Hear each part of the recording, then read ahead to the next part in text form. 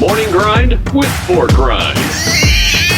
Welcome to the show. It's a Monday morning inside our Carriage Kia studios. Hello, everyone. What's up, North Georgia? Dave Garner with you till 11 o'clock this morning as we bring you the Monday morning quarterback edition of the Morning Rant. Thanks for joining us right here on a gorgeous Monday in North Georgia. Hey, our Jasper Coca-Cola text line, as always, 866-888-0744 is now open. Again, 866-888-0744. Chime in with anything that we talk about here over this next hour. I'm in here with my man, Big John Davis, joining us right here, the refrigerator mover, as always, partner. Good Monday morning to you, man. Hey, Dave, how you doing today? Man, I'm doing pretty good. I got my coffee. You've always got your big Tim Hortons cup. Now, I don't know if you got it this morning. I don't see it yet.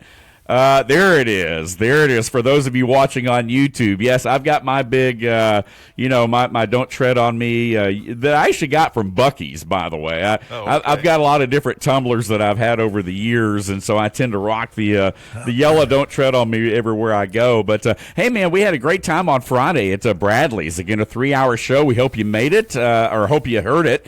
If you didn't, again, you can go to YouTube and listen to it. But what a show, man. I mean, David Collins, again, our NFL insider, joined us for a portion of the show. Of course, John and I chopped up a lot of different topics. We had John Capone, the owner from Bradley's Bar, sit in with us, and a host of other guests. Michael Cheever, again, a former Georgia Tech offensive lineman, sitting in with us. And, man, it was a lot of fun. Gorgeous weather on Friday. And, man, I can't wait to get back. Yeah, I tell you what, I talked to John a little bit afterwards while we were eating wings. Yes, which were very good, by the way. He loved it, and, it was a great turnout. And you know what he looks at, it wasn't so much how many people showed up. But what he mentioned was the amount of people who are going to keep coming back. Yeah. And so I think he was happy that he gained probably 8 to 10 to maybe 11 repeat customers, and that's what you like, because that spreads the word, and I think he was very pleased. You know, we talk about the connectivity that radio gives you. Radio is your friend, right? And so, people listen to this show, they tune in, and people always ask me all the time, are people still listening to radio? Absolutely. Now, they may not always be listening over the dial, but it's just like anything else. Newspapers have had to change the way they do business, right? So now everything is moving over to digital platforms. Already slurring my words here on a Monday morning. But again, and that's just how people are viewing, because everybody has, an iPhone or an Android or whatever, and that's where they're getting their news content from a lot of times. That's where they're listening to their favorite podcast. That's where they're, downloading their favorite content, going on YouTube or what have you. So again, radio is no different. It's just that we've now given people a lot of other ways to be able to listen instead of just over the dial. And no, you're exactly right. And I just got a couple of texts, especially one from my old teammate, Glenn Spencer. He's in Philadelphia now, but he lives out in Montana with his wife, Janine Edwards, who used to be the old, and I say old, she used to, the horse racing commentator. Yeah, the Derby and horse racer commentator. And, but he texted me last night and said he enjoyed the show. He says it's nothing like listening to a big dumb offensive lineman talk football. And I told him that was a compliment. So it's always good. I mean, we're reaching out to a lot of people, and I woke up in a very grateful mood today, because I'm going to tell you a little story. You know how I had talked to you about Dr. Bowers at Emory with my shoulder and everything? Right, yeah. Well, it's gone south. Uh-oh. Okay. I can't even lift my right arm up. And Man. But, it was 50-50 if the shot was going to work or not. But, I just it is what it is, and I'm trying to make the best of it and smile through it and stuff. And it made me remember my cousin Mitzi Beavers Green, my uncle George Green and Ella J's daughter, and her husband Danny gets on the Facebook every once in a while, and he'll just get moved to sing a song, whether it's Chris Christopherson or some of the old timers like that, or an old gospel song, and and it always brings a smile to myself when I see him on there, because he's so happy and sharing that, and still running, and which is a lot more than I can say. So right. But it's just John was very happy with what happened on Friday. I think we're going to try to do something special for the Saturday before Father's Day. I'm going up to see him after the show. And then getting back to Glenn, unfortunately, about a month or so, 6 weeks ago, their house burned down out in Miami or Montana. Yeah. And he sent me some pictures of them rebuilding. So okay.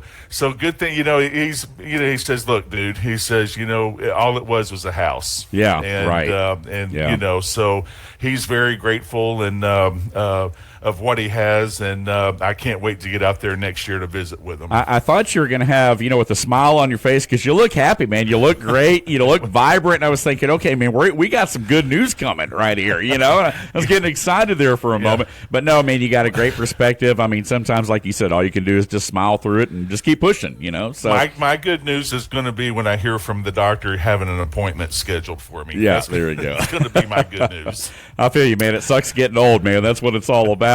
Hey, big weekend for the Braves, of course, as they get it done yesterday to take yet another series. We're going to talk about that. Also, PGA Championship, Preakness, just a bunch of things really happening over the weekend. One of the things we're going to talk about is some of the fan interaction that we saw over the weekend. There were two primary stories that kind of came out of the weekend as far as fan interaction. One of those came from the PGA Championship. Rory McIlroy, now some folks were arguing it happened during his backswing. I don't think it was. But, you're in Philadelphia, right? You're right outside of Philadelphia where the PGA Championship was at.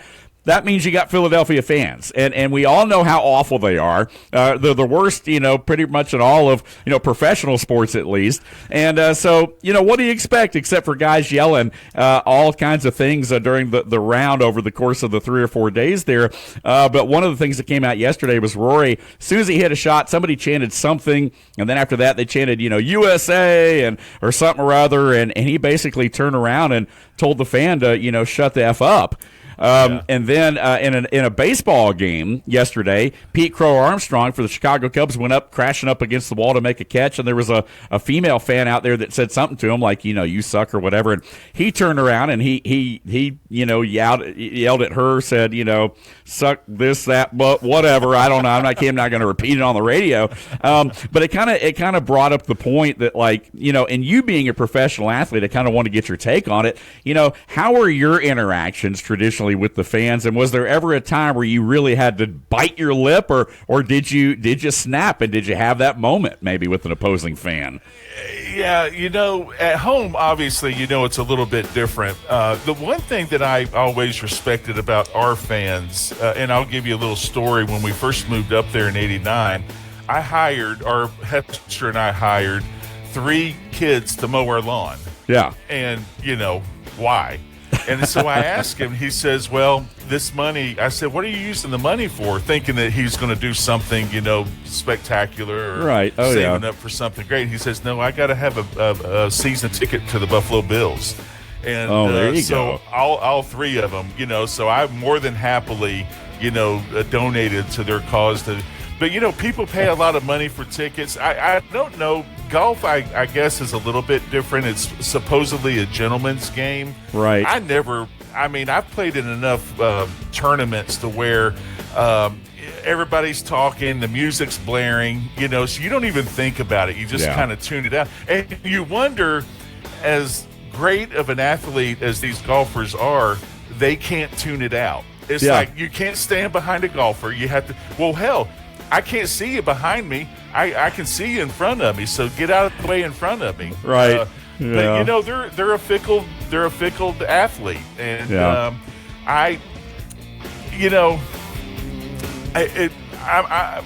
not a Roy fan, so if it hurt his shot, then I'm more than happy.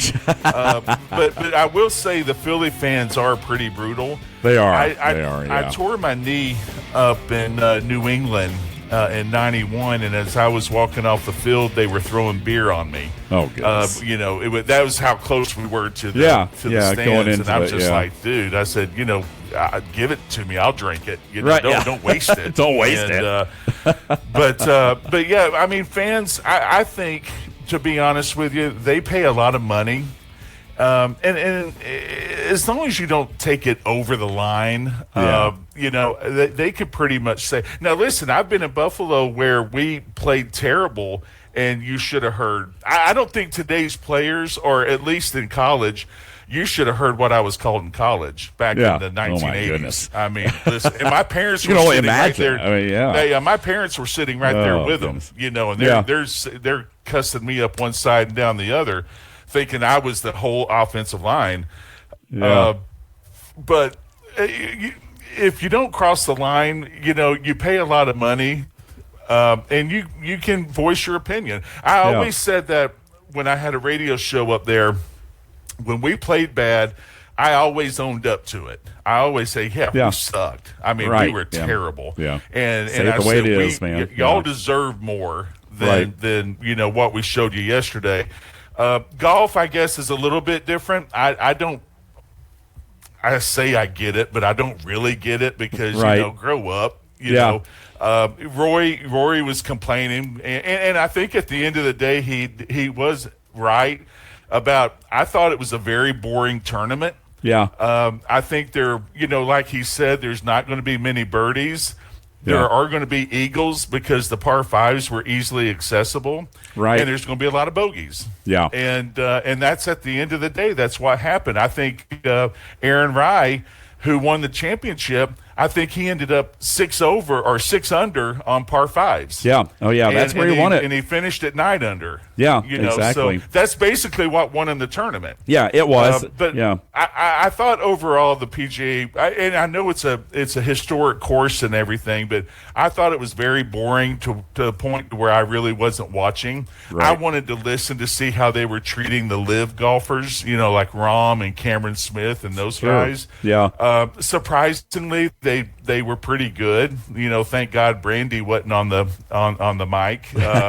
But I was very unimpressed with it, and I'm just waiting for the U.S. Open to come around. There we go, man. The next major in line right there. Yeah, again, we'll talk about the PGA Championship on the other side of the break. Also, couple of local area high schools in state championship baseball tournaments this weekend, or in state championships, I guess I should say. We'll talk about that. Also, NASCAR Cup Series All-Star Race and the Preakness, and your Buffalo Sabres in Game 7 tonight. All that more on the other side of the break. Keep it locked right here on this Monday morning quarterback edition of the Morning Rant, presented by your friends at Foundation Wealth in Dalton. We are the home of ESPN Radio in North Georgia on the Sports Pig app and online at sportspigradio.com. Make your home's air healthier. Green Heating and Cooling can help by installing a Bryant Evolution air purifier just for you. Using Captures and Kills technology, this highly advanced MERV 15 filter captures many select airborne pathogens. It also helps improve indoor air quality for both asthma and allergy sufferers by filtering air impurities like dust, pollen, and pet dander. Call to schedule an evaluation. Green Heating and Cooling, your top Bryant authorized dealer, whatever it takes. Back here on the home of ESPN Radio in North Georgia on the Sports Pig app and online at sportspigradio.com. Dave Garner, the professor, back with the refrigerator mover, John Davis, right here on a Monday morning quarterback. Hey, a shout out to our friend Danny from Chatsworth. He just texted in to our Jasper Coca-Cola text line at 866-888-0744 and said, hey guys, I want you to know that I plan my morning runs around your show. Keep up the good work. Thank you, Danny. We appreciate it, man. Again, Danny from Chatsworth, one of our listeners around here on the program. Thanks for being with us. A lot of things going on over the weekend as we chop up our favorite moments. Denny Hamlin was the winner of the Dover NASCAR All-Star Race yesterday afternoon. They've been kind of moving the All-Star Race around. They used to always kind of do it exclusively in Charlotte, but now they kind of move it, and it was at the Monster Mile yesterday. Denny Hamlin able to win the 200-lap shootout there after the stage races here to get it going. Also, as we mentioned, Preakness on Saturday, Napoleon Solo beating the odds yesterday, or on Saturday, excuse me, to come up with the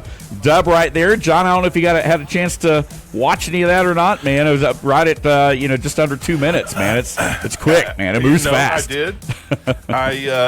Our friend that we met at Bradley's, Seth Lippman, sent us a drink recipe called the Black Eyed Susan. There we go. I made a couple of those right before the race, and I tell you what, for some reason we have gotten into horse racing this year. So we kind of scheduled. It can be a little addictive. I mean, that's Saturday. the thing. Yeah, it does. We kind of now that I know that we're going next year to the Kentucky Derby, I think we're getting a little bit excited. There you go. But yeah, we were excited to watch it, and I picked Taj. I had my Exacta. My buddy Damian Burke told me.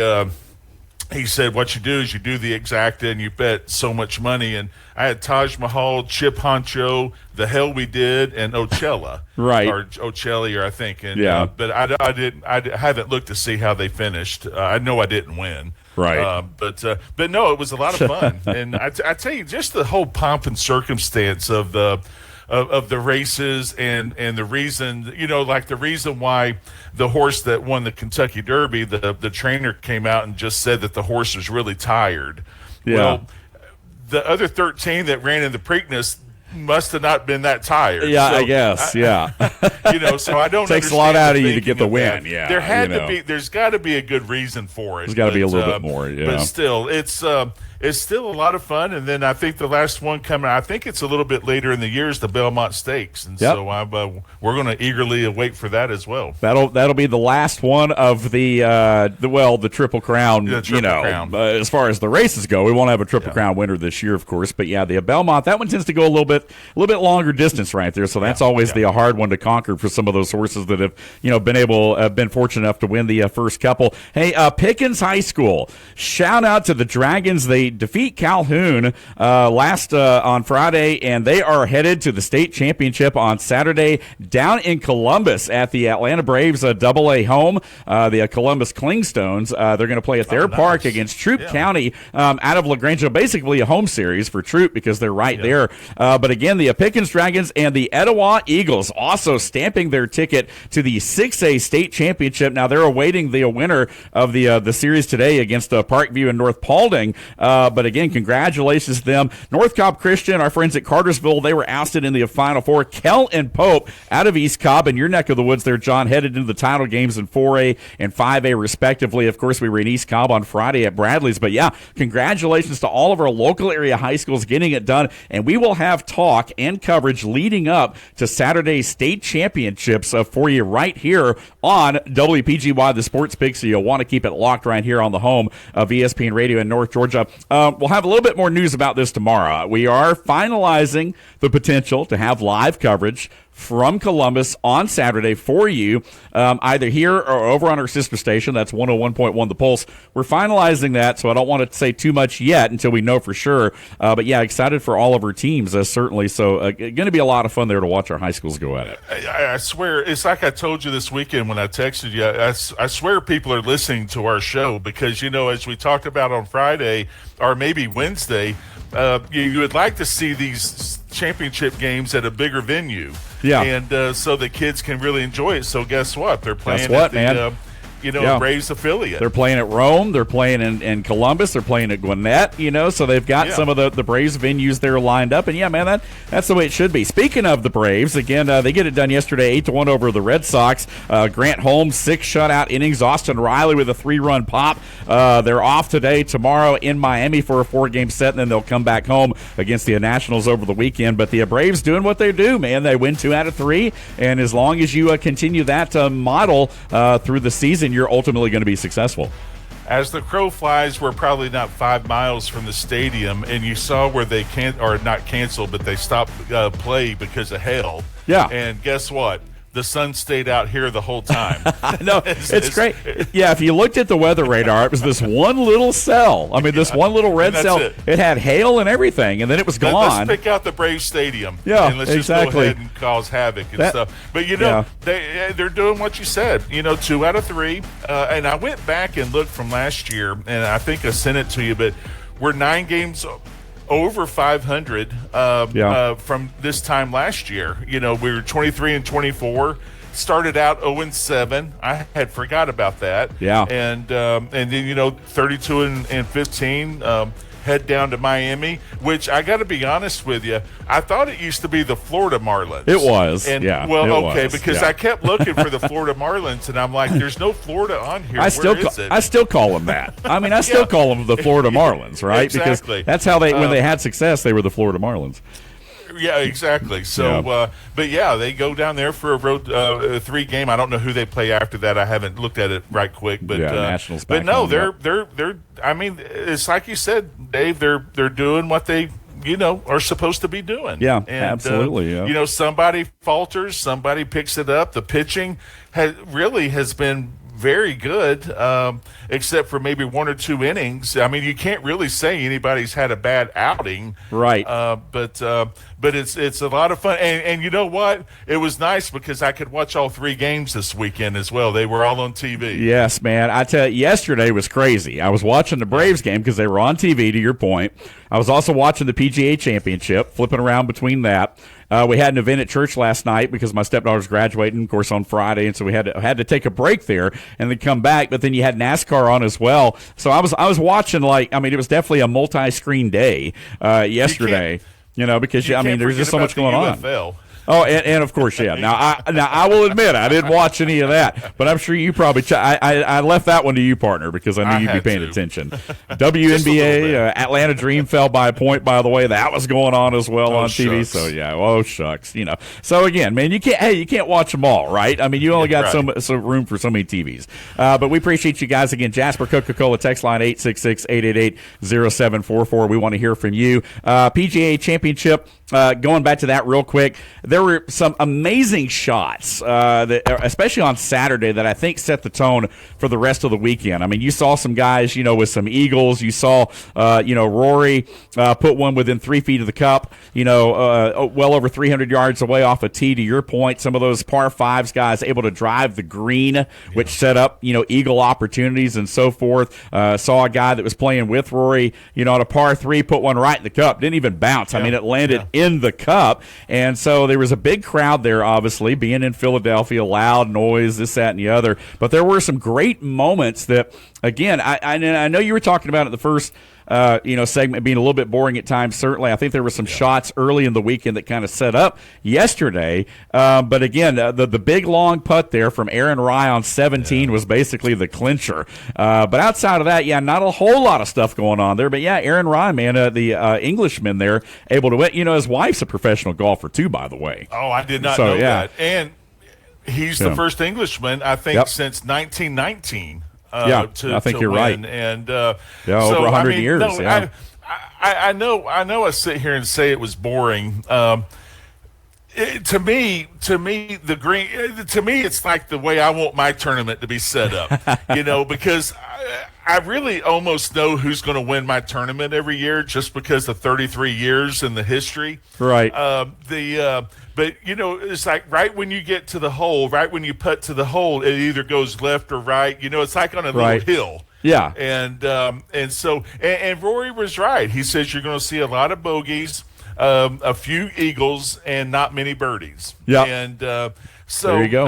I'm looking here at the score. Now, there's only 3 golfers, the top 3, Aaron Rye, John Rahm, and Alex Smalley. Yeah. They're the only 3 golfers that shot par or under. Right. And all 3 of them had a round of 70 and then 3 rounds in the 60s. And, I don't ever remember the PGA Championship being that hard before. The U.S. Open's the one who the greenskeepers get really upset if they have a big day on Thursday. Right. Because you can almost bet that on Friday nobody's going to be under par. Right. Because they get their feelings hurt. They get embarrassed because it's such a huge competition amongst all the greenskeepers. So, but this, 9 under, he pulled it off. But that putt on 17 was just unbelievable. That was amazing. Yeah, that was just steady, steady, right down the middle. Yeah, Alex Smalley, to your point, was on the top of the leaderboard for a lot of the weekend there. John Rahm as well, coming over from Liv. Scheffler just couldn't quite get over the hump. He was in the mix along with Rory. Of course, Bryson DeChambeau not making the cut again. That was a big story, obviously early in the weekend there as well after Friday's round. around. So, again, we kept her on a little bit. The PGA Championship wrapping up there in Pennsylvania, and Aaron Rai, the first Englishman in over 100 years to win the tournament. Hey, we're up against our second break right here on this Monday morning quarterback edition of the Morning Rant. Just a reminder, catch us on social media. The Sports Pig, as always, on Facebook, our show. The Morning Rant is on Instagram with clips, full video episodes daily on YouTube. Also, uploaded on our website,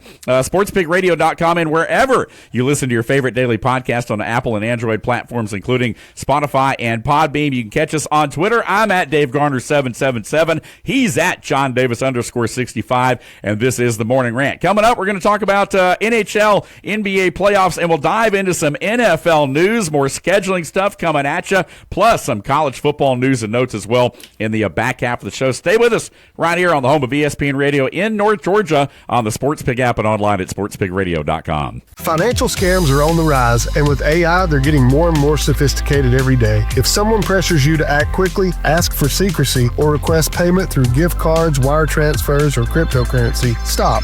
Legitimate financial professionals don't rush you or demand unusual payment methods. Before you send money or share personal information, slow down and verify. Protect your future. When in doubt, ask questions. If you're suspicious of a scam, call the team at Foundation Wealth today at 706-278-0214. It is a Mafia Monday, Weekend We Ride, right here on the Monday morning quarterback edition of the Morning Rant. Dave Garner, John Davis with you till 11 o'clock. Our man Chuck Oliver back on the airwaves today. We hijacked Chuck's show on Friday again, but most days 11 to 1 right here on Sports Pig Radio and on the app. Thanks for being with us right here. Hey, NHL, NBA playoffs rocking and rolling, and I turned on the world news last night just to kind of get caught up with what's going on outside of sports. And even on the world news, they were talking about the Sabres and the Canadiens with a Game 7 tonight. Man, oh man, oh man, what a job. Buffalo falls behind early in that game the other night, but they come back, they win, they put it away 8-3, and now a Game 7 back in Buffalo this evening, man. Jim Prentice is going tonight. Mark is staying home, I think. But so hopefully Jim bring us some good luck. And but no, he says they're buzzing up there, and they need to go out to my favorite watering hole, Brunner's, and have a beer on me. But, there you go. But yeah, they're excited. The 8 goals, as I was looking at right here, was tied for second in franchise history. They had 9 against the Boston Bruins. Lindy Ruff, the head coach, petitioned to have the game back in Montreal. And obviously the NHL said no. You got to have it in Buffalo because each team's won on the road. So hopefully Buffalo will bring it in tonight. That's I know the place will be rocking. Well, let's see, 10:30. Yeah, I'm sure Buffalo's rocking right now. I'm sure. Yeah, I was going to say, I'm sure they're already ready. The tailgating has already begun.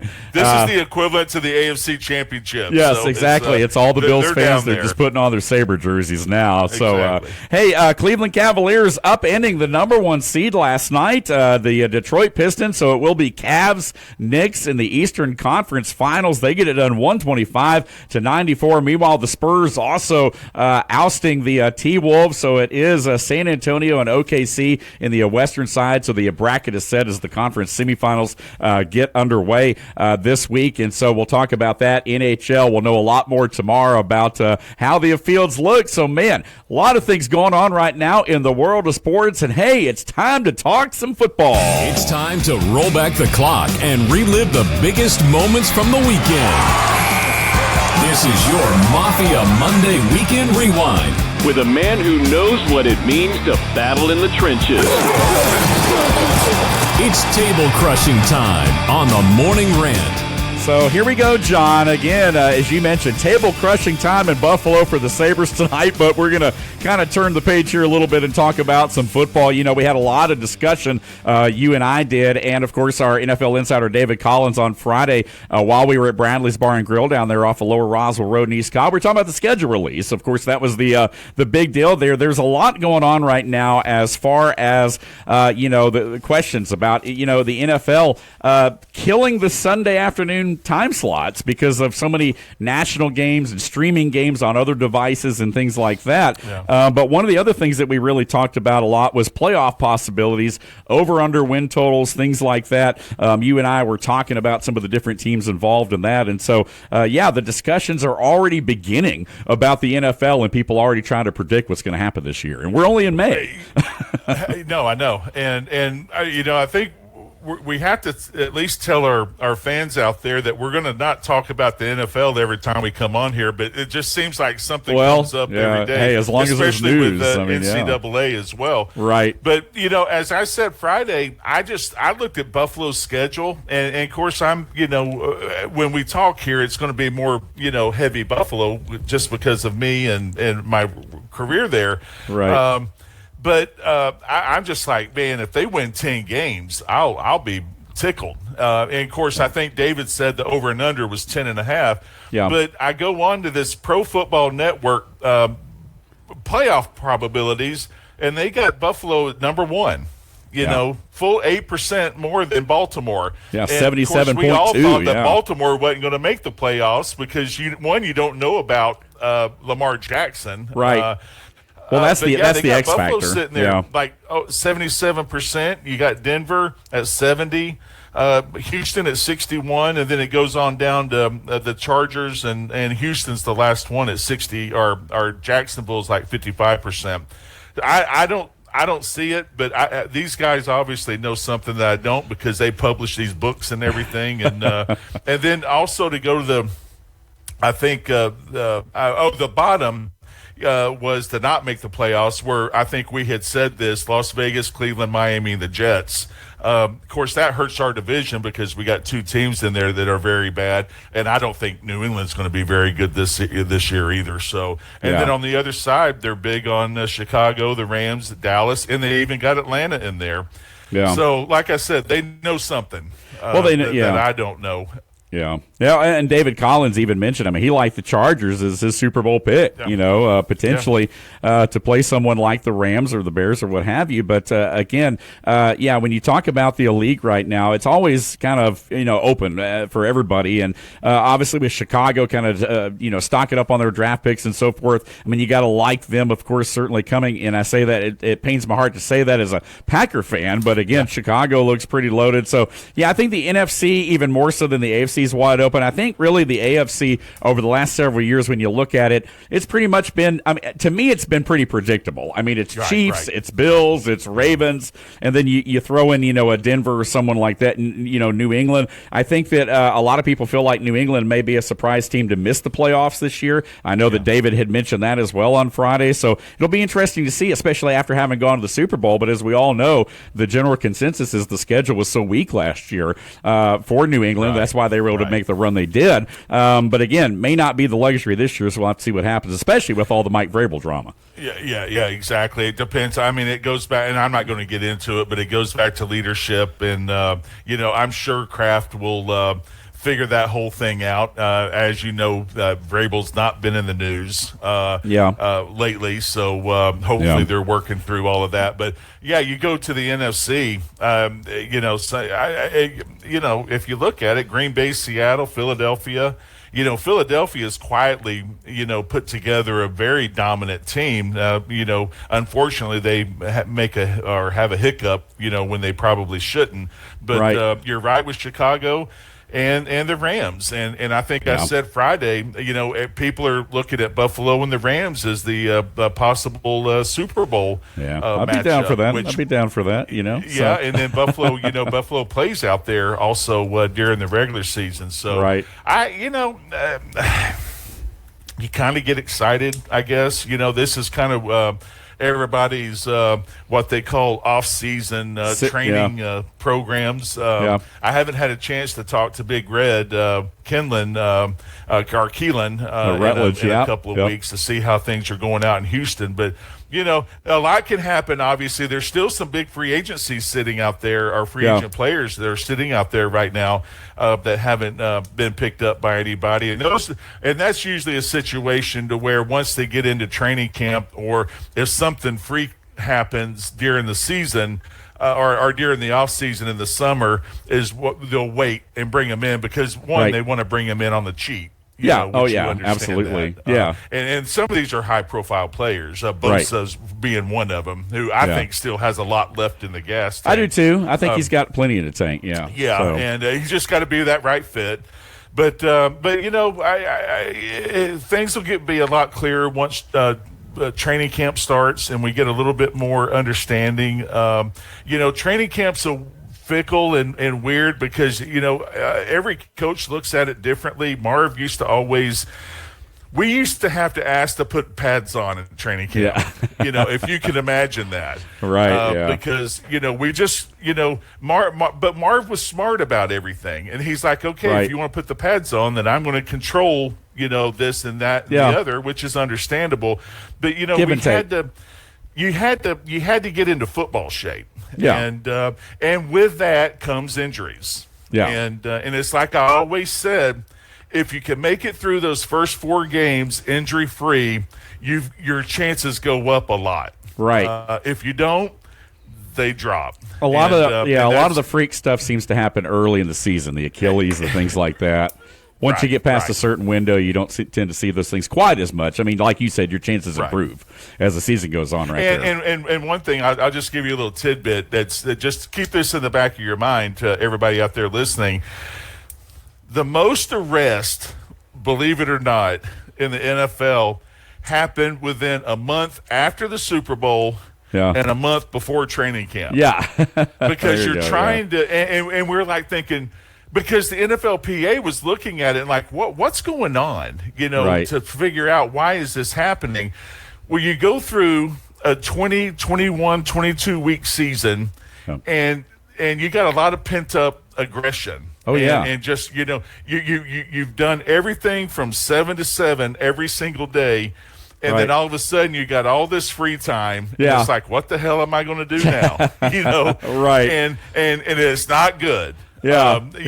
Now it's gotten better, right? But not as bad as it used to be. Yeah. But then right before you get to the season, everybody is like gearing up, and everybody's like, okay, I'm getting ready for another 24-week, period. Right. Let's go out and have some fun, which is not a good idea. Yeah. But it happens. So just keep that in the back of your mind to see what happens before training camp. Training camp, absolutely. Hey, it's a Mafia Monday right here on this Monday morning quarterback edition of the Morning Rant. A lot of M's right here on this Monday. We've already hung it in the Louvre. We've talked about our favorite sports moments from the weekend. We've done our weekend rewind right here. We've talked about NASCAR, golf, horse racing, high school baseball, you name it. The Atlanta Braves, of course, continuing on, doing what they do. And so, again, now we do have we got another text. We'll address that on the other side of the break here from your friend Jim, talking about those Sabres tonight. So we'll come back, talk about that. Also, some NCAA takes as well. My man, Big John Davis, and I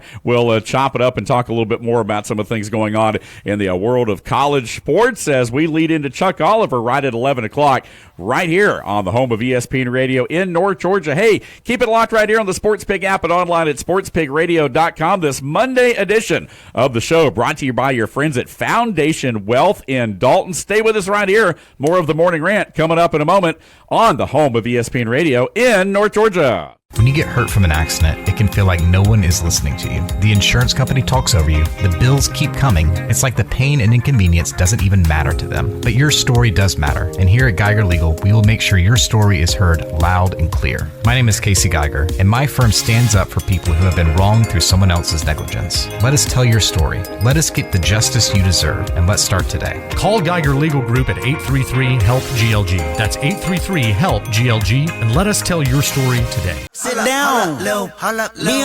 Back here on a Monday morning quarterback edition of the Morning Rant. The Professor Dave Garner, the refrigerator mover John Davis in with you till 11 o'clock here today. Again, Chuck Oliver up next with Southern Sports Today, the king of college football. He'll be chopping it up as always. Hey, John and I with a little bit of our own college football talk. One of the things we've really talked about, John, on the program over these last several weeks and really now, I guess, over the last couple months, I guess you could say, is just, all the changes with the NCAA. We've talked about basketball, football, this, that, and the other. Teams saying, hey, top to bottom, our schedule, this and that, all the different debates that are going on there. But no matter what you think or whatever you say, it really is a situation where things are changing. And they have changed. The landscape of it has changed so much, and there's going to continue to be a lot of changes when we talk about college football and the way the seasons look moving forward. I was reading an article earlier. I think I sent you a little note. A guy named Bill Connolly. I don't know who he is, but he basically came out and said what you and I have been saying since our first show. It's all about the money. Yeah. Forget about everything else. It's all about the money. It's interesting. I do have one proposal that they should do because I think, Dave, I think at the end of the day, we're doing the MAC conference. We're doing the Big Sky, the lower level divisions or conferences. We got we got the Power Five. Right. That's about 68, 72 teams right around there. Honestly, they just need to go ahead and divide it up. Right. They need to go ahead and have your NCAA 1, NCAA 2 champions, not FCS and any of that. Just divide it up because at the end of the day, you're hurting these smaller schools because what's going to happen now, Dave, is that they're jockeying for, I think, now I could be wrong, and I'd love to hear from somebody to tell me I'm wrong because I'm welcome to that. I think what's going to happen is that, like this year, we've scheduled Mercer. There's no reason why we should play Mercer. There's no reason why we should play KSU or Gardner-Webb or those schools. And that's not taken away from Mercer and them. It's just it's not a win-win. It's a win-win for them because you're getting a big paycheck. Right. But we played the Citadel 5 or 6 years ago, and look what happened. Yeah. I knew that was going to happen because the Citadel. If you understand that, and Harrison played there, but if you understand the Citadel is that for 6 days they go through hell. Yeah. And then on Saturday is their fun time. Right. And so what do you think is going to happen? Yeah. They're having a ball. Yeah, and, absolutely. And sure enough, they came over and kicked our butts. So I think what they should do is going to 9-game conference schedule. I think the other 3 games need to be Power 4 games. I think you need to, whether you want to get a little diverse and say we go to Northwestern or we go to West Virginia or Oklahoma State or something like that, Purdue. But I think those 3 games now, except for your intrastate. Obviously you got the Tech, Georgia, Clemson, South Carolina, Tennessee, Vanderbilt. Well, that's a conference game, really. But you know what I'm saying. Right. And I think it needs to go to that. In that way, you're holding everybody accountable, and then you're going to have it true. And then I also think the ESPN has way too much control of the rankings. Right. Whether they don't have their hands in it, everybody's always looking over their shoulder. You know what I'm saying? Again, I could be wrong, but that's the way it feels. Right. Because, we have this huge misperception or this perception of SEC, and all that crap. Big Ten's won the last 3 championships. Right. And now you're starting to see who's the biggest opponent of the 24 playoff, the SEC. Yeah. So because they're afraid the Big Ten's going to probably get 6 or 7 teams in and the SEC might not. But the whole rankings thing, especially the preseason and setting these teams up, it's like I told you, the SEC sits there and says, well, Tennessee beat Ole Miss, and they jumped 9 points, and Ole Miss only dropped 2 points, 2 spots. Exactly. And I just think it's a bunch of crap, to be honest with you. Yeah. But I think if they did that, besides the intrastate game, I think they should. The other 2 games need to be Power 4 games, and then let it play out from there. Right. Yeah. No. I agree with you. I don't think anybody really cares to see some of these games, especially in the early season, these non-conference games, and then everybody has that game right before their last week of the regular season, before their rivalry games where they're playing a non-conference, a BCS type team or what have you. So again, hey man, it's a hot take. It's a good take, man. I mean, I like it right here. It totally makes sense. Well, that's why it probably also, won't happen, because it makes sense. Well, we've talked about that. But I've always been, for the last 30 years, I've always been a big proponent of moving the Georgia game to Labor Day. Yeah. I think we need to go ahead and get that game out of the way. It's right. a huge rivalry. Go back to raising money for Scottish Rite like we used to. Yeah. You work all year for that number one game at the beginning of the season. You get into now you can settle down and get into your conference. In your conference game, yeah. The biggest improvement always comes between your first and second game. Right. So why not play the best? Yep. Get it out of the way. You lose, which historically, I think we win maybe 3 out of 10, 2 out of 8, and then you move into your conference schedule. So, will that happen? No. I mean, right. I've asked every AD just to consider it. Yeah. And I honestly think Brent Key might go for it, but I just don't think the ADs will go for it. Yeah, that's at the end of the day, they're going to be the ones to kind of make the decisions on those things. So, yeah, it'll be interesting to see what happens. Again, the landscape of college football, as we talk about, ever-changing.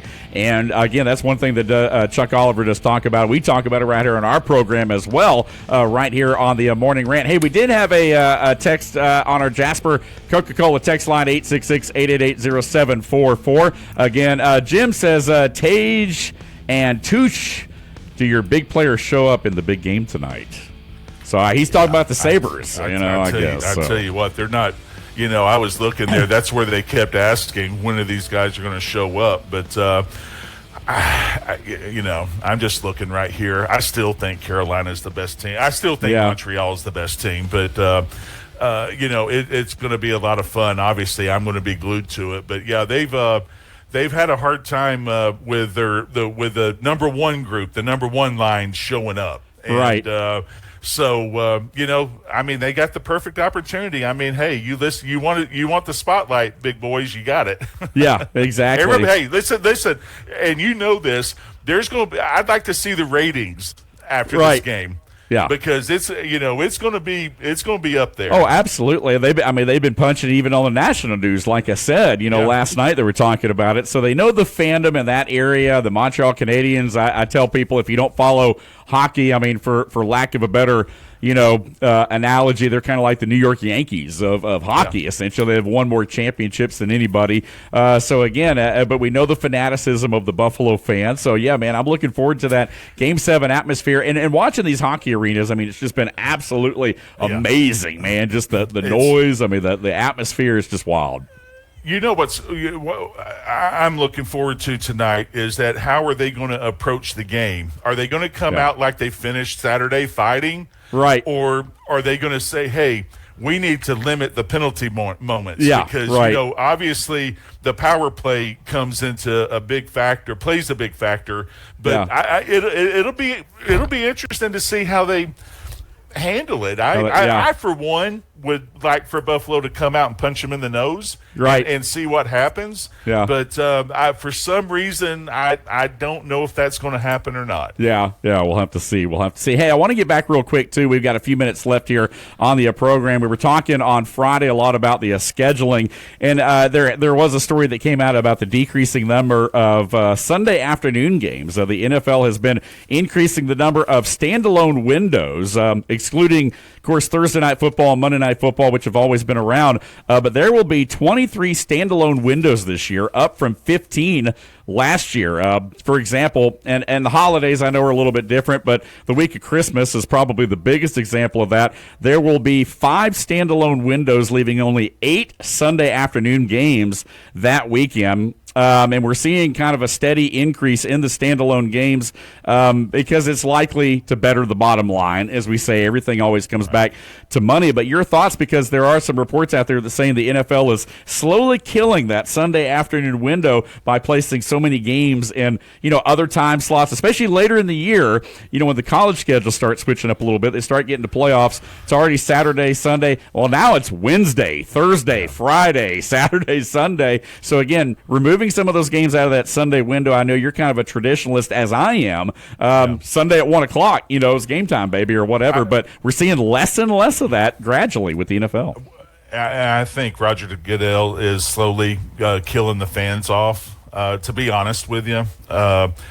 Like I said, I'm a Sunday at 1:00 type of guy. Right? Yeah. And now look, Dave, I'm going to watch because I'm an idiot, and I just watch. Hey, I'm just as much of an idiet as you are, partner. So yeah, we're going to watch. But I just think, Prime, Peacock, Netflix, YouTube. Right. So I just, I'm not a fan. I just think, if you notice, I don't know if I said this the other day, it might have just been you and me talking. I got that blue putty on my hands because I can't feel my hands. You notice next time you watch the NFL, when the season comes around, you notice that 99% of the time the cameras never focus in on the upper decks. Right. And every once in a while they'll do it and then they'll cut away really quick. Yeah. Oh yeah. They're losing their fans. Now you have your diehards. Right. You've got out of 32 teams, you probably got 10 or 12 teams that are just your diehard. Sure. We're going no matter what. Yeah, they're there. 1 in 15. You've got them. We're going to show up. Yeah, you've got them hooked. But these other teams, Indianapolis, the Jets, Cleveland, they never show the upper decks. And I think, I'm not going to get into it, but all this woke stuff that happened a few years ago really drove the fans, really put a big divide into it. Yeah. And I've had players talk to me about this before, about how they have been to Bills games and they're very sour, on what Goodell has made these teams put, mottos in the end zones and stuff like that. So I just think he's slowly killing the fans. And I think he's pricing everybody out. And everybody's like, well, how are they going to keep getting support? Well, you've got these companies that just keep paying millions and millions of dollars for sponsorships. Right. And because they just, that's how they feel like their advertising dollars are getting out there. Right, yeah. No, it totally makes sense. So, again, a little decline, it seems like every year in those Sunday afternoon window games right there. Hey, we are out of time on this show, man. I tell you, an hour just ain't enough. This is the fastest 1 hour in all of Sports Talk Radio in the land, right here on the home of ESPN Radio in North Georgia. Once again, thanks for being with us right here on a Monday morning quarterback edition of the program presented by your friends at Foundation Wealth in Dalton. Joel, Eric, and the team at Foundation Wealth. Hey, they'll take good care of you right there. John, as always, big man, thanks for bringing it right here on a Monday. Glad to see you, Ben. Awesome. We'll be back on Wednesday with Big John as part of our Winging It Wednesday edition of the program. Tomorrow, it's our Rally Towel Tuesday with my man Billy D. Again, we will chop up some of the things going on in the world of sports, our 100% chiropractic moment, and restaurant inspection, all that more on tomorrow's show. Keep it locked right here. As always, our Jasper Coca-Cola text line open, 866-888-0744. This has been the Morning Rant right here. Again, Dave Garner and John Davis signing off today. Chuck Oliver up next with Southern Sports Today, the king of college football. You've been listening to the home of ESPN Radio in North Georgia on the Sports Pig app and online at sportspigradio.com. We'll see you tomorrow morning. 98.1 and 93.7 The Sports Pig, where hot takes meet hot mics.